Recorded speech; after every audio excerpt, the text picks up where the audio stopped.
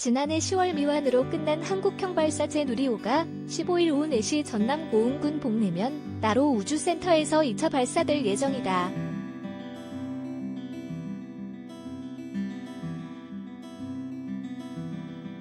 이 차 발사체는 1차 때와 견조, 구조 변경과 부품 보강 등으로 무게가 9kg 정도 늘었고 실제 작동하는 인공위성을 싣고 비행하게 된다.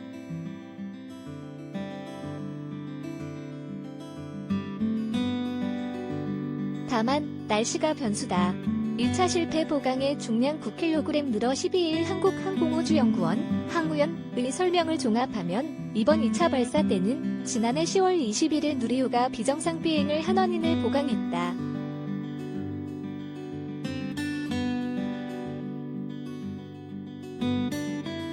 누리호의 목적은 1.5톤 위성을 저궤도 600, 800km에 투입할 수 있는 발사체 기술을 확보하는 것이다.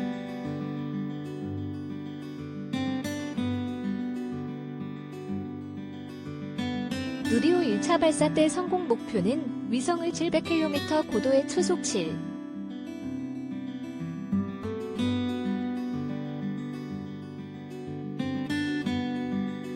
5km의 속도로 올려놓는 것이었다. 하지만 누리호는 1단 분리와 페어링 분리, 2단 분리까지는 정상적으로 진행됐지만 3단에 있는 7톤급 엔진이 목표인 521초 동안 연소하지 못하고 46초 부족한 475초에 종료됐다.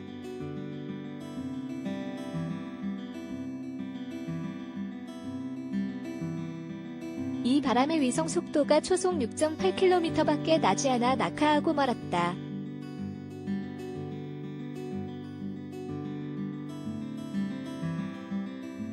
과학기술정보통신부, 과기정통부와 항우연은 누리호 발사조사위원회를 구성해 모두 2,600여 개의 텔레메트리, 원격자료 전송 장비, 데이터를 분석하고 해석한 결과 누리호 비행 중 진동과 부력으로 인해 헬륨 탱크에 가해지는 액체 산소의 부력이 상승하는 바람에 하부 고정장치가 풀려 헬륨 탱크가 이탈한 것이 1차 원인으로 추정됐다.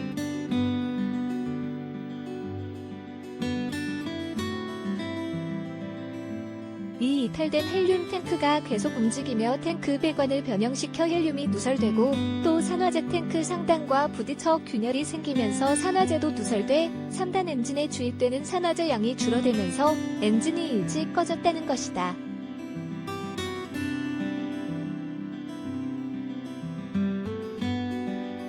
고정환 항우연 한국형 발사체 개발사업본부 본부장은 상황을 분석하기에는 데이터가 부족하고 영상도 없는 상태에서 사건을 재구성하는 데 어려움이 있었다고 말했다.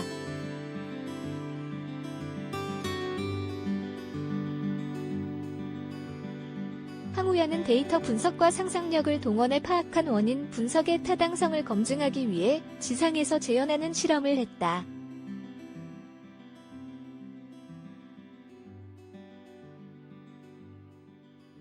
극저온 헬륨 탱크를 액체 질소에 담가 이탈하는 상황을 재구성한 결과 매우 낮은 부력에서도 이탈이 발생하는 것을 확인했다.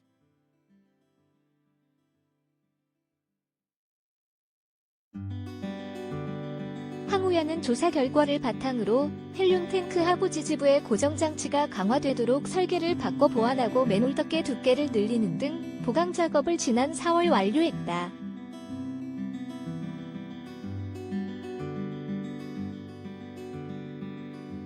장영순 발사체 체계 개발부장은 구조 변경과 부품 보강으로 9kg 정도의 무게가 늘어났지만 발사체 설계 때 설정해놓은 성능 마진을 초과하지는 않는다고 설명했다.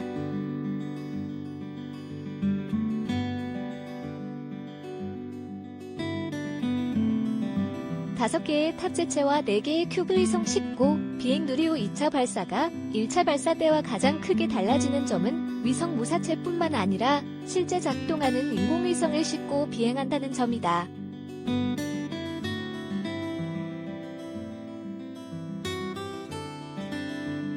이번에 누리호에는 성능 검증 위성과 대학에서 제작한 큐브 위성 4개가 탑재된다.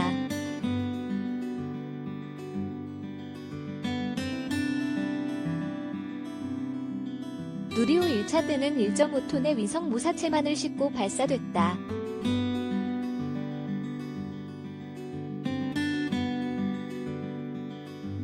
이번에는 위성 모사체와 함께 168kg의 성능 검증 위성과 4개의 큐브 위성이 실린다.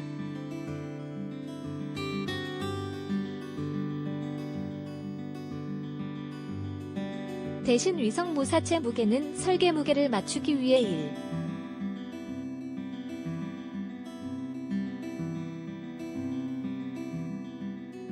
3톤으로 줄였다. 위성 모사체 상단에 설치되는 성능 검증 위성은 위성 제조업체인 AP위성이 개발했다.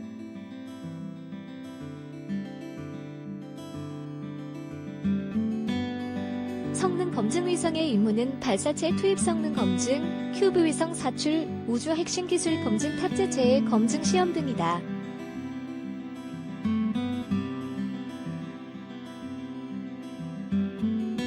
탑재체로는 한국원자력연구원이 개발한 발열전지, ETG, 벤처기업 저스텍이 개발한 제어 모멘트 자이로, CMG, 안테나 제조사 EMW가 개발한 S밴드 안테나 등과 함께 큐브 위성 발사관, 큐브 위성 사출 영상 촬영 장치, BCS 등 5개가 장착된다.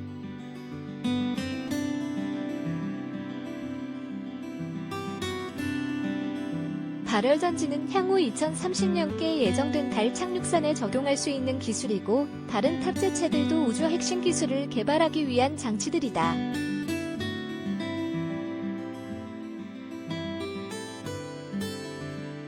성능 검증 위성에는 조선대, 서울대, 연세대, 한국과학기술원, 카이스트에서 제작한 4개의 큐브 위성이 장착된다.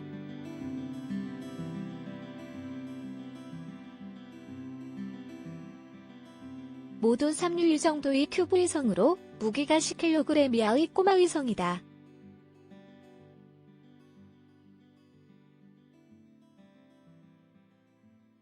인류 큐브 위성은 가로, 세로, 높이가 10cm, 질량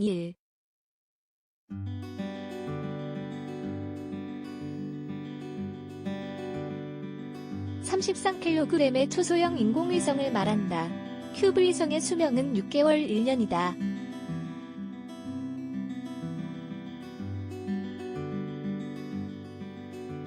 누리호가 발사돼 3단위 목표 궤도 700km에 도달하면 먼저 성능 검증 위성이 분리된다.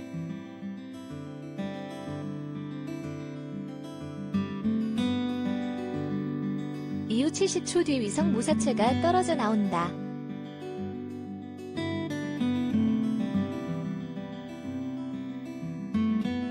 분리된 성능 검증 위성의 태양 전지판이 태양을 바라보는 등 제자리를 찾으면 이후 이틀 간격으로 큐브 위성 분리가 이루어진다.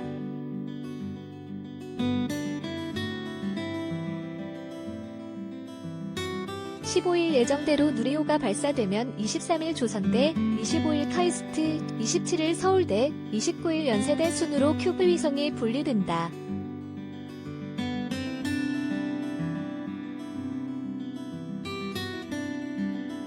성능 검증 위성에는 큐브 위성 모사체도 하나 실리는데 이것까지 사출하면 성능 검증 위성은 7월께부터 탑재체 검증 시험 등 2년 동안의 본격적인 임무 수행에 들어간다.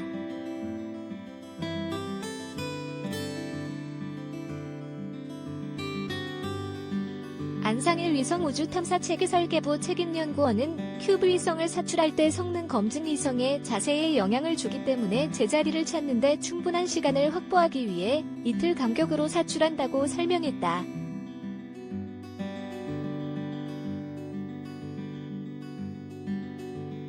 (15일) 발사 여부 14일 날씨가 변수 한국형 발사체 개발 사업은 2010년 3월에 시작해 내년 6월까지 진행된다.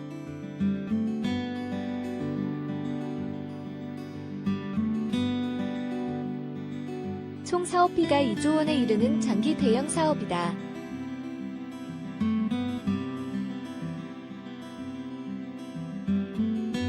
한국형 발사체의 누리호는 3단으로 구성되며 그동안 1단과 2단에 쓰일 75톤급 액체 엔진과 7톤급 액체 엔진을 순수 국내 기술로 개발했다.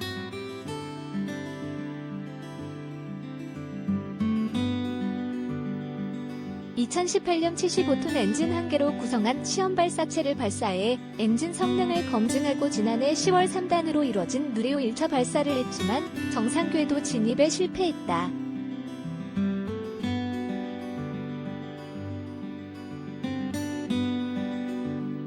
현재 누리호는 오는 15일 오후 4시에 발사가 예정돼 있다.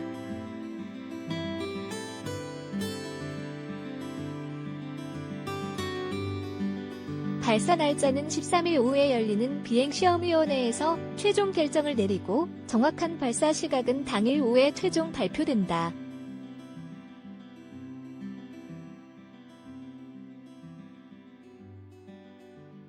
하지만 여러 변수를 점검해야 하고 자그마한 고장이나 실수도 있어서는 안 되기에 발사 날짜와 시각은 언제든지 변할 수 있다고 항우 의원은 설명했다.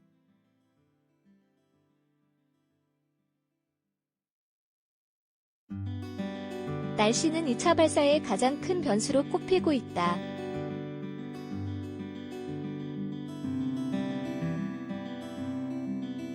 이날 기상청은 14일 오전 고흥군 복내면에 비가 오지 않을 것으로 예보했다.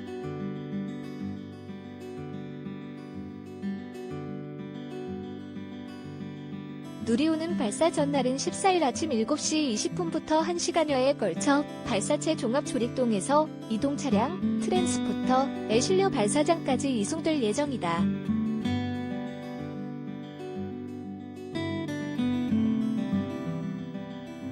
장영심 부장은 누리호를 발사할 때는 빗물 등이 새어 들어가지 않도록 밀폐가 돼 있어 문제가 되지 않는다.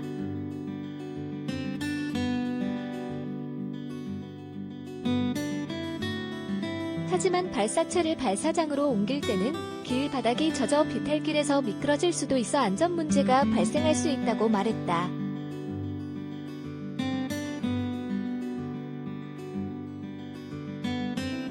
박정민 기상청 통보관은 현지 기상 상황을 면밀하게 분석하고 있다.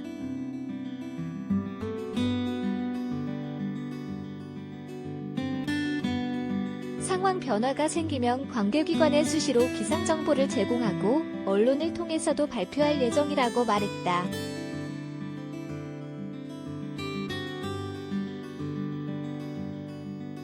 이근영 기자 카일리의 파니, 코